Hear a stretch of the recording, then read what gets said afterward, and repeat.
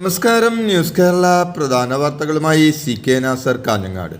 കാർഗിൽ യുദ്ധത്തിൻ്റെ വിജയസ്മരണയ്ക്ക് ഇന്ന് കാൽനൂറ്റാണ്ട്. പ്രധാനമന്ത്രി നരേന്ദ്രമോദി ഇന്ന് കാർഗിൽ യുദ്ധ സ്മാരകം സന്ദർശിക്കും. കർത്തവ്യ നിർവഹണത്തിനിടെ വീരമൃത്യു വരിച്ച ധീരസൈനികർക്ക് പ്രധാനമന്ത്രി ശ്രദ്ധാഞ്ജലി അർപ്പിക്കും. ഇതോടൊപ്പം ലേയിലേക്ക് എല്ലാ കാലാവസ്ഥയിലും സമ്പർക്ക സൗകര്യമൊരുക്കുന്ന ഷിഗുൻല തുരങ്ക പദ്ധതിക്ക് പ്രധാനമന്ത്രി ഇന്ന് തുടക്കമിടും. സുപ്രീം കോടതി നിർദ്ദേശപ്രകാരം നീറ്റ് UG പരീക്ഷയുടെ പുതുക്കിയ റാങ്ക് പട്ടിക NTA പ്രസിദ്ധീകരിച്ചു. ഒരു ചോദ്യത്തിന് തെറ്റായ ഉത്തരം നൽകിയവരുടെ മാർക്ക് തിരുത്തി റാങ്ക് പട്ടിക പുതുക്കി പ്രസിദ്ധീകരിക്കാനാണ് സുപ്രീം കോടതി നിർദ്ദേശിച്ചത്. 4 ലക്ഷം പേർക്ക് സുപ്രീം കോടതി തീരുമാനപ്രകാരം 5 മാർക്ക് കുറഞ്ഞു. ഇതോടെ മുഴുവൻ മാർക്കോടെ ഒന്നാം റാങ്ക് നേടിയവരുടെ എണ്ണം 67-ൽ നിന്ന് 17 ആയി. ഒന്നാം റാങ്ക് കിട്ടിയ 40 പേർക്കാണ് സുപ്രീം കോടതിയുടെ ഇടപെടൽ പ്രകാരം 5